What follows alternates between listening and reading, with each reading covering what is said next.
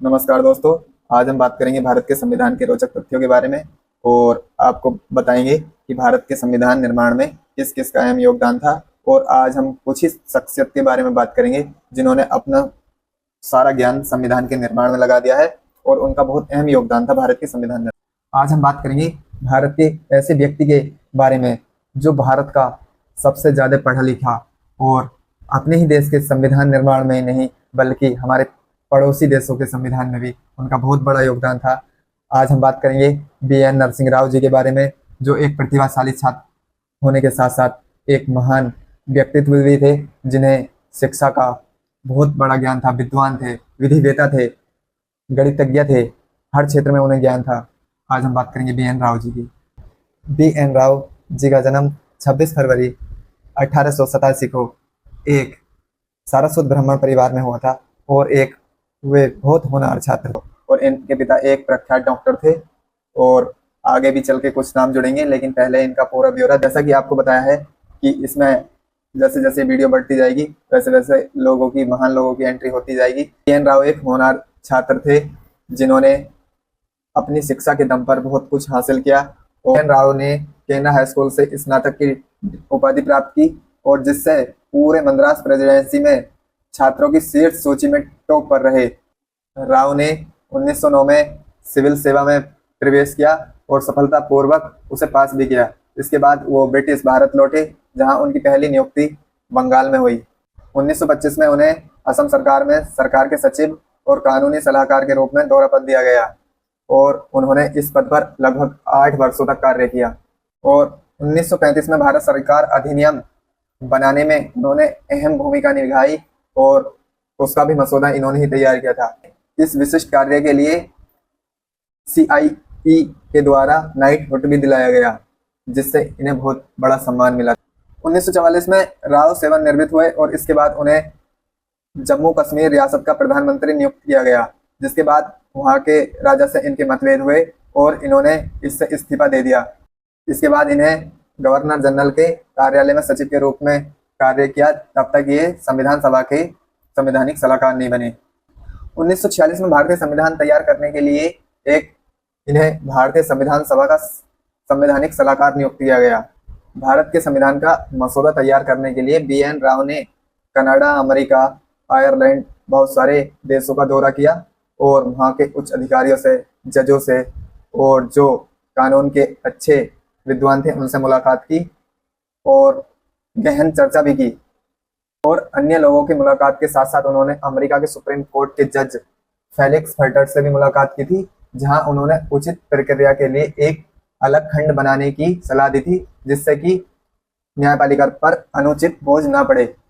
जिसके बाद 29 अगस्त 1947 को एक 7 सदस्यीय ड्राफ्टिंग कमेटी यानी कि प्रारूप समिति का गठन हुआ और यहाँ एंट्री होती है बाबा साहब भीमराव अंबेडकर जी की, जिन्होंने संविधान निर्माण में अपना बहुत बड़ा योगदान दिया है। आओ इस पर भी चर्चा करते हैं। प्रारूप समिति का कार्य था, जो बी.एन. राव द्वारा मसौदा तैयार किया है उस मसौदे की जांच करना और उसमें संशोधन करना। बी.एन. राव द्वारा भारत के संविधान का पहला मसौदा अक्टूबर 1947 को तैयार किया गया था, जिसे इन्होंने प्रारूप समिति को सौंप दिया था और इसकी जांच बी.आर. अम्बेडकर जी की अध्यक्षता में ड्राफ्टिंग कमेटी यानी कि प्रारूप समिति कर रही थी, जिसका काम था इसकी जांच करना और इसमें जो नए प्रावधान है उन्हें जोड़ना और जो बाहर से कानून या सलाहें आ रही हैं उन्हें इसमें मसौदे में जुड़वाना। इस प्रारूप समिति के साथ साथ अन्य जो भी समितियां गठित हुई थी उनके भी विचारों और परामर्शों को भी इनमें जोड़ा जा रहा था, जिससे संविधान एक विशाल रूप ले रहा था। प्रारूप समिति द्वारा पहला प्रारूप 1948 में प्रस्तुत किया गया और भारत के लोगों को प्रारूप पर चर्चा करने के लिए लगभग 8 महीने का समय दिया गया था। जनता की टिप्पणियों और सुझावों के आलोक में प्रारूप समिति द्वारा दूसरा प्रारूप अक्टूबर 1948 में प्रस्तुत किया गया था। संविधान का तीसरा मसौदा यानी कि अंतिम मसौदा 4 नवंबर 1948 को पहला वचन, दूसरा वचन, खंड दर खंड विचार विमर्श करके प्रस्तुत किया गया था, जिसमें विचार विमर्श करने में लगभग 1 वर्ष का समय लग गया था। 3 वाचनों और 3 मसौदों के बाद 26 नवंबर 1949 को भारतीय संविधान पारित हो गया था। 25 नवंबर 1949 को अंबेडकर जी ने कहा था कि संविधान निर्माण का जो मुझे श्रेय दिया जा रहा है, इसका श्रेय मुझे तो दिया ही जाना चाहिए, इसके साथ साथ BN राव जी को भी दिया जाना चाहिए, जो इसके असली हकदार हैं। और अंबेडकर जी का इतना बड़ा दिल था, उन्होंने इतना सम्मान मिलने के बाद भी इस बात को भरी संसद में कहा था कि इसका असली हकदार BN राव जी हैं। BN राव इतने विद्वान थे, उन्होंने भारत के संविधान का मसौदा तैयार करने के साथ साथ वर्मा यानी कि म्यांमार के संविधान का भी मसौदा तैयार किया। BN राव जी ने वर्मा यानी कि म्यांमार का प्रारंभिक संविधान का मसौदा तैयार करने में भी सहायता की, जहां उनकी मुलाकात नई दिल्ली में म्यांमार के प्रधानमंत्री यू आंग सान जी से हुई, जहां उन्होंने वर्मा के संविधान का मसौदा तैयार करने के लिए BN राव जी को आमंत्रित किया, जिसके लिए नई दिल्ली में अप्रैल 1947 में वर्मा के संवैधानिक सलाहकार की फिरती नियुक्ति दिल्ली में हुई, जहां उन्होंने BN राव जी के साथ संविधान बनाने के लिए सामग्री एकत्रित की। जिसके बाद और जब वर्मा का संविधान का मसौदा बनकर तैयार हुआ तो BN राव जी वहाँ मसौदा देखने गए, यांगून जो पहले रंगून था। इसके बाद 24 सितंबर 1947 को म्यांमार का संविधान पारित हुआ। BN राव जी प्रतिभा के धनी थे, उन्हें संयुक्त राष्ट्र में भी भारत की प्रतिनिधि के रूप में कार्य किया, जिसके बाद 1949 से 1952 तक उन्होंने संयुक्त राष्ट्र में भारत के स्थायी प्रतिनिधि के रूप में कार्य किया और उसके बाद संयुक्त राष्ट्र सुरक्षा परिषद के अध्यक्ष के रूप में भी कार्य किया। और इस महान कार्यों में इनके योगदान के लिए इन्हें कोई बड़ा पुरस्कार या सम्मान नहीं मिला।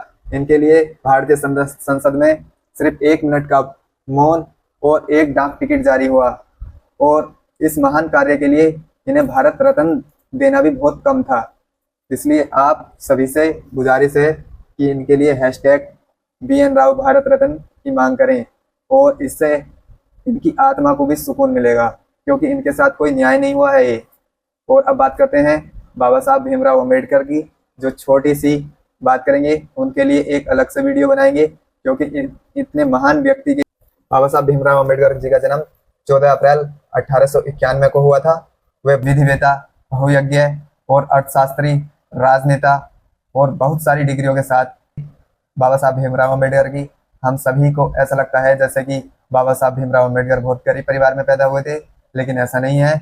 बाबा साहब भीमराव अम्बेडकर जो एक ब्रिटिश मिलिट्री में इनके पिताजी थे, अच्छे पद पर थे और इनके साथ जो भेदभाव हुआ वो इनकी गरीबी के कारण नहीं हुआ, वो इनकी जाति के कारण हुआ। इस टॉपिक पर कभी एक सेपरेट वीडियो बनाकर चर्चा करेंगे। फिलहाल हम उनके संविधान में योगदान के विषय में चर्चा करें। 30 अगस्त 1947 को प्रारूप समिति का गठन हुआ। इसके साथ साथ 22 समितियों का गठन हुआ था और BN राव जी ने अक्टूबर 1947 को अपना मसौदा तैयार करके प्रारूप समिति को सौंप दिया था, जिसके बाद BR अम्बेडकर जी की अध्यक्षता में इस समिति ने उनकी मसौदों की जांच की और उसमें संशोधन किए और जनता के चर्चा और आलोचनाओं के बाद 3 वाचन और 3 मसौदों के बाद 26 नवंबर 1949 को संविधान पारित हुआ।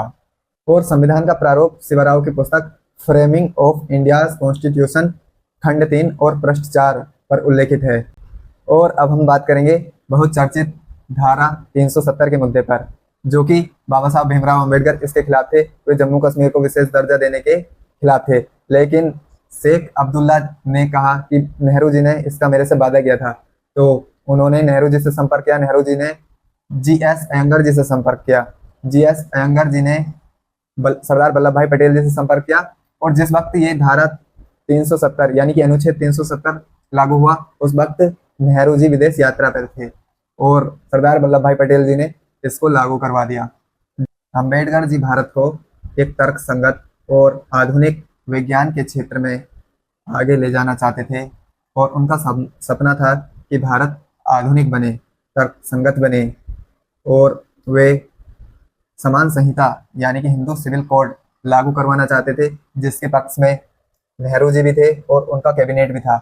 मगर भूतपूर्व राष्ट्रपति राजेंद्र प्रसाद जी और सरदार वल्लभ भाई पटेल इसके पक्ष में नहीं थे, जिसके कारण ये लागू नहीं हो पाया और बाबा साहब भीमराव अंबेडकर जी ने इसी के चलते अपनी कैबिनेट से, कानून मंत्री के पद से इस्तीफा दे दिया। अगर ऐसा हो जाता तो भारत में बहुत बदलाव देखने को मिलता, जो कि महिलाओं को बहुत सारे भारतीय संविधान बनाने में वैसे तो सभी का बहुत योगदान है, लेकिन बाबा साहब भीमराव अंबेडकर और बेनेगल नरसिंह राव, जिनका सबसे ज़्यादा योगदान है भारत का संविधान बनाने में, और इनको सम्मान मिलना चाहिए। और वैसे तो 284 लोगों ने इस पर साइन किए थे भारतीय संविधान पर, जिसमें महिलाएं भी थी, पुरुष भी थे, जो कि हिंदू भी थे, मुस्लिम भी थे, जो कहते नहीं कि बाबा साहब भीमराव अम्बेडकर ने संविधान लिखा, हम नहीं मानेंगे भाई। इसमें जाट भी थे, ब्राह्मण भी थे, यादव भी थे, ठाकुर भी थे, मुस्लिम भी थे, और महिलाएं भी थी, पुरुष भी थे, तो सब थे। इसका संविधान का हमको सभी को सम्मान करना चाहिए। अकेले बाबा साहब जी ने थोड़ी लागू करवा दिया था, इसमें सबकी सहमति थी, इसलिए इस संविधान का सब सम्मान करें। और BN राव जी की अहम भूमिका थी, जिसके लिए भारतीय सरकार को उन्हें सम्मान देना चाहिए, भारत रत्न से सम्मानित करना चाहिए। और अगली वीडियो जो होगी वो भारत के महान लोगों के ऊपर होगी, जिसमें पहला नंबर हम देंगे बाबा साहब भीमराव अम्बेडकर जी को। और जो भ्रांति फैलाई हुई है कि उन्हें उनकी गरीबी के कारण भेदभाव किया गया, तो इस तरह से भी पर्दाफाश करेंगे हम। अगली वीडियो हमारी बाबा साहब भीमराव अम्बेडकर जी के ऊपर होगी। और आप कमेंट बॉक्स में बताएं कि आपको अगली वीडियो भारत के किन महान व्यक्ति के ऊपर चाहिए। धन्यवाद। जय हिंद, जय भारत, जय अखंड भारत।